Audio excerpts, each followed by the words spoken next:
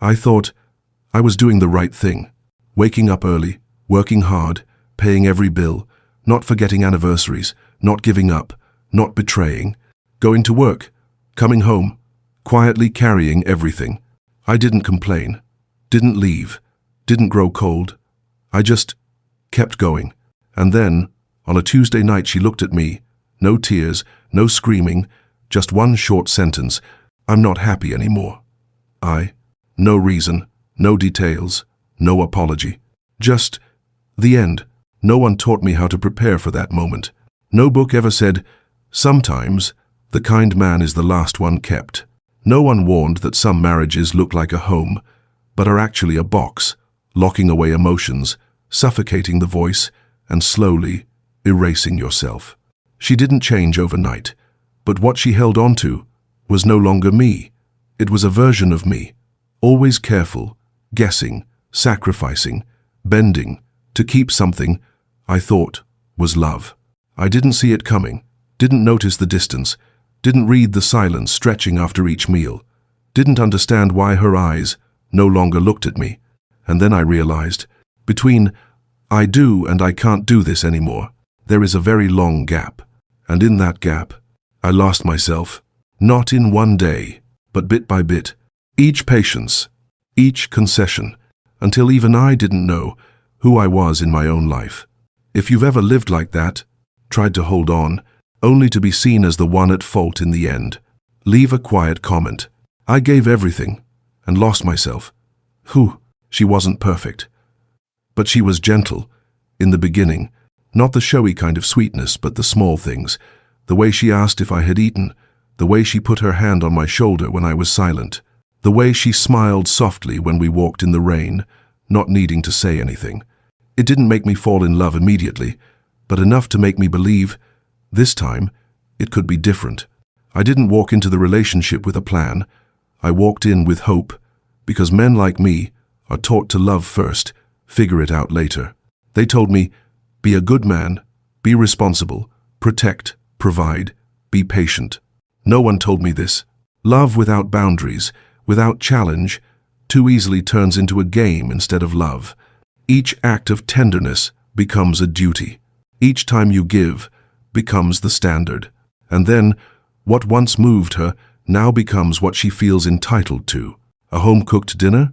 You only did it because you feel guilty. A tired day, not wanting to talk much?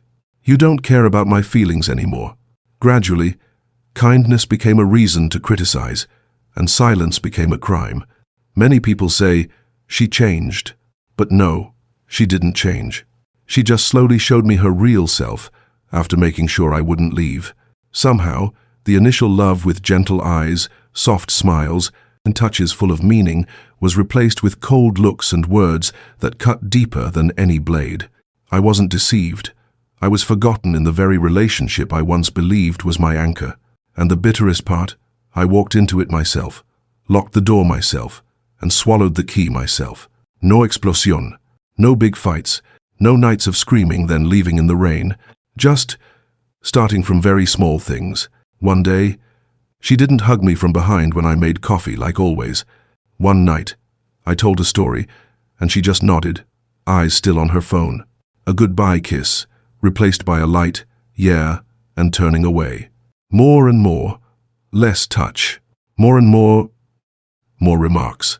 I asked what she wanted to eat. She said I never listened. I came home early. She asked why I came back so quiet. I was tired. She said I was cold.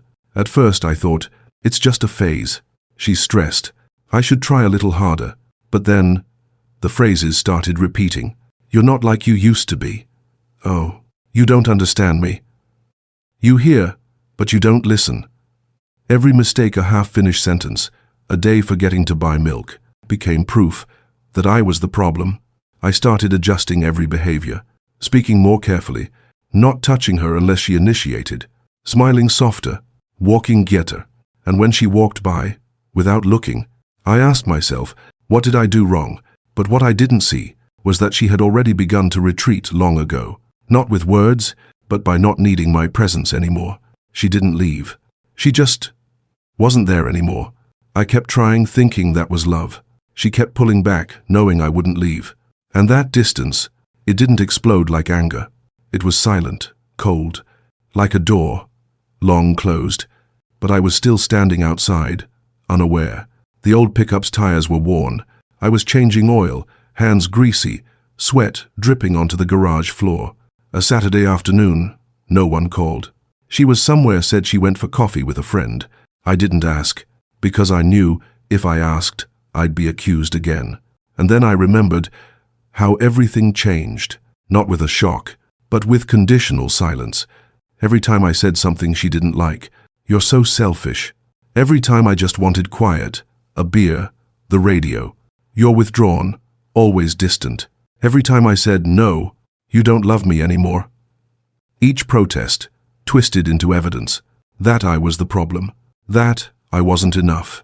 And so I stopped protesting, stopped talking, stopped asking questions. I started living, as if I was standing in a minefield. One wrong breath could blow everything up. No iron cage, just a thin web spun from guilt.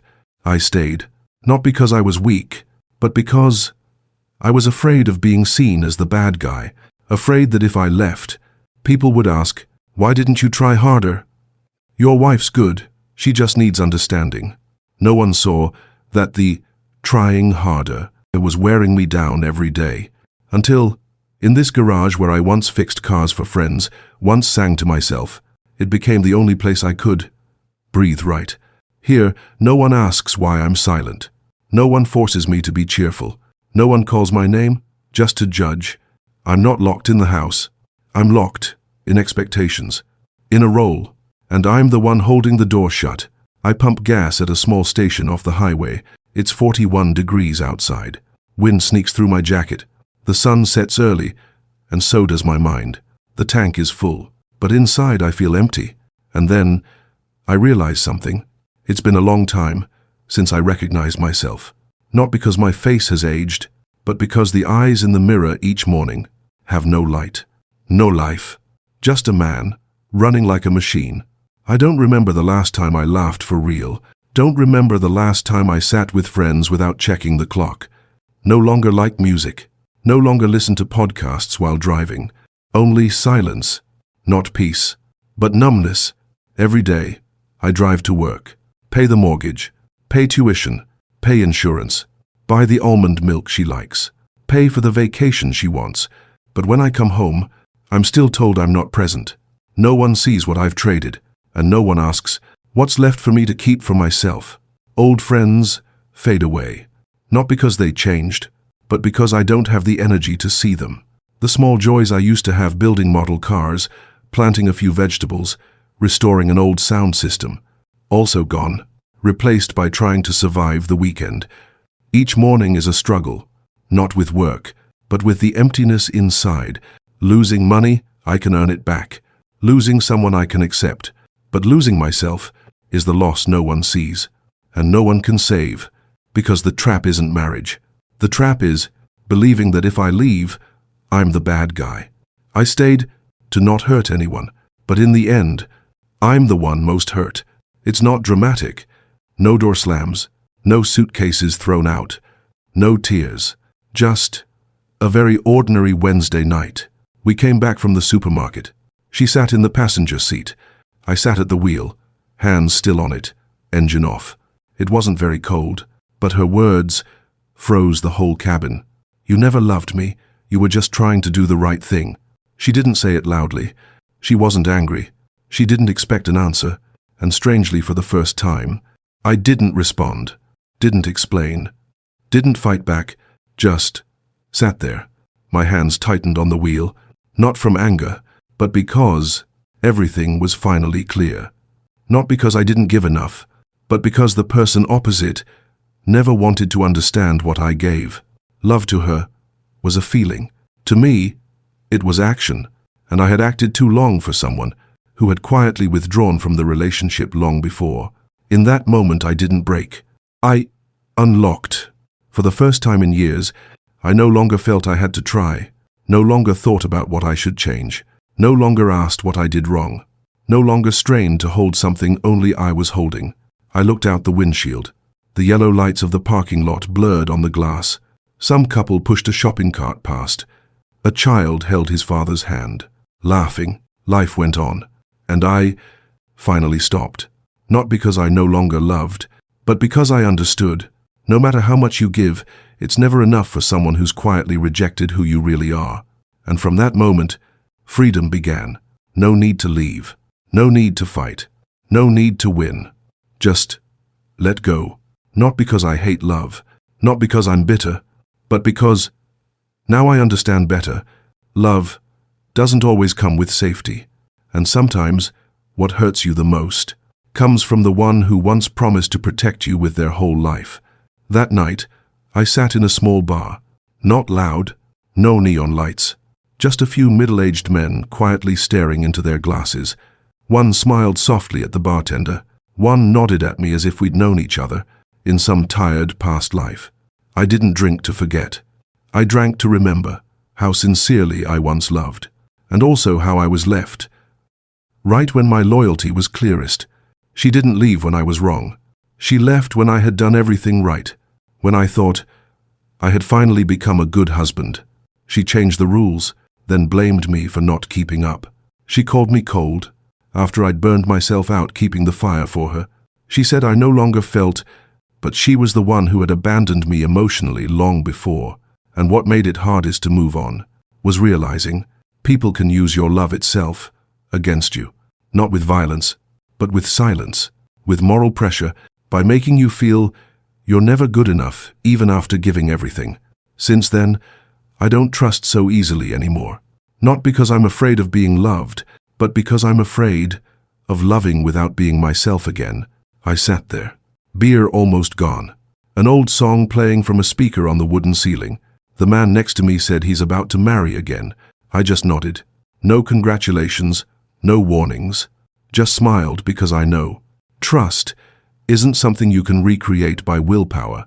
It needs one simple condition that very few people keep. Not hurting someone just because they loved you too much. I'm not cold. I've just seen clearly. I'm not afraid of commitment. I'm just afraid of vanishing again into a role I never chose. Marriage didn't break me. What broke me was playing the role of the good husband endlessly, even as my heart dried up day by day. Now, I no longer chase promises. I watch actions. I don't listen to pretty words. I listen to the tone when people don't know they're being heard. I don't look for someone to walk through life with. I look for peace, even if only for moments. And if that never comes back, I'll still be okay. Because after everything, I've learned something more important than love. Awareness. Awareness to not chase blind feelings. Awareness to not turn myself invisible just to keep someone. Awareness to know that sometimes walking alone but whole is far better than waking up next to someone who hasn't seen you for a long time. If you've ever felt like you were the last to realize that the person you loved had left emotionally, long before she said goodbye. If you've ever stayed just to watch her eyes grow colder and the silence thicken bit by bit each day. If you've ever loved so much, you traded yourself just to hold on to something that in the end, it was no longer yours. Leave a quiet line under this video. She didn't leave me. She left the man I had become after loving her too long. Not every man who walks away carries bitterness. Some are simply awake now and realize that keeping yourself is more important than being kept by someone. This video ends here. If you found this video helpful, don't forget to leave your questions and opinions in the comments and share it with other men. Thank you for watching until the end. See you in the next video.